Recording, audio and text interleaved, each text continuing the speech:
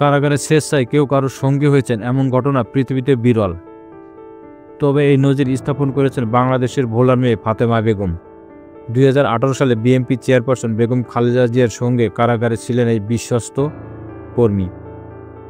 বন্দির সঙ্গে গৃহ পরিচালিত থাকা নিয়ে রাজনৈতিক মহলে বিতর্ক হলেও শেষ পর্যন্ত তিনি থেকেছেন জেলে এবং হাসপাতালে। প্রায় 2 দশক বেগম জিয়া গৃহ পরিচালিকা হিসেবে কাজ করেছেন ফাতেমা বেগম। 40 বছর বয়সী এই স্বল্পভাষী নারী তার ব্যক্তিগত কাজগুলো করেন। দায়িত্বশীলতার পরিচয় দেওয়া বেগম জিয়া এখন ফাতেমার কাজগুলোর উপর নির্ভর করেন। সবসময় পাশে থাকা বিএনপি চেয়ারপারসনকে প্রয়োজনীয় বিষয়গুলো মনে করিয়ে দেওয়া সহ সব কাজই করে দেন অন্তরালে থাকা এই নারী।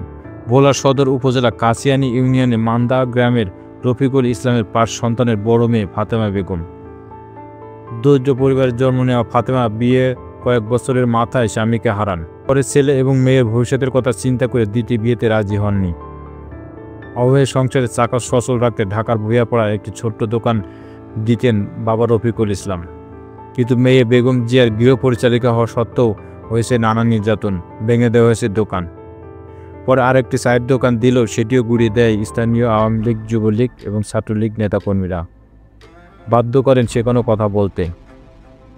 জীবন সংখ্যায় ফিরে যান ভোলায়। বেগম জিয়া ব্যক্তিগত কর্মকর্তারা বলছেন, দলীয় চেয়ারপারসনের প্রতি ফাতেমা মমতাবোধ প্রবল। উচ্চশিক্ষা শিক্ষিত হয়ে হয়তো দেশ ও জাতির কাছে মহিষী নারী হতে পারেননি, কিন্তু পর্দার অন্তরালে মহিষী হওয়ার চেয়েও তার ভূমিকা কম নয়। দীর্ঘদিন বেগম খালেদা জিয়ার সঙ্গে থাকা ফাতেমা এবার লন্ডনে সফরসঙ্গী হয়েছেন। বিষয়টি নিয়ে নানা মহলে প্রশংসায় ভাসছেন জিয়ার পরিবার। ফাতেমার বড় মেয়ে রিয়া পড়েন ইন্টারমিডিয়েট সেকেন্ড ইয়ারে। বিজ্ঞান নিয়ে 10ম শ্রেণীতে পড়েন ছেলে রিফাত হোসেন। মায়ের পরিচয় নিয়ে তারাই গর্বিত। স্থানীয়রা বলছেন, একজন বিশ্বস্ত গৃহ পরিচালিকা হিসেবে দৃষ্টান্ত রেখেছেন ফাতেমা বেগম। 2013 সালে 29 ডিসেম্বর তত্ত্বাবধায়ক সরকার বাতিলের প্রতিবাদে আন্দোলনে গুলশান কার্যালয়ে বেগম জিয়াকে আটকে দেওয়া হয়েছিল। তখনও পতাকা হাতে বিএনপি চেয়ারপারসনের পাশে ঠায় দাঁড়িয়েছিল 2 সন্তানের এই জননী। চিকিৎসার জন্য যুক্তরাষ্ট্র যেতে বিমানবন্দরে পৌঁছেছেন বিএনপি চেয়ারপারসন খালেদা জিয়া। মঙ্গলবার 7 জানুয়ারি রাত 8টার দিকে তিনি গুলশান বাসা থেকে একটি গাড়িতে করে রওনা হন। খালেদা জিয়ার সঙ্গে যাচ্ছেন তার ছোট ছেলে আরাফাত রহমান, কোকর স্ত্রী সৈয়দ শামিলা রহমান। সঙ্গে রয়েছেন দীর্ঘদিনের পরিচর্যাকারী গৃহকর্মী ফাতেমা বেগমও। খালেদা জিয়ার কারাবন্দী থাকা অবস্থায় ফাতেমা তার সঙ্গে ছিলেন। আরও যাচ্ছেন তার চিকিৎসকের জন্য গঠিত মেডিকেল বোর্ডের 6 জন সদস্য।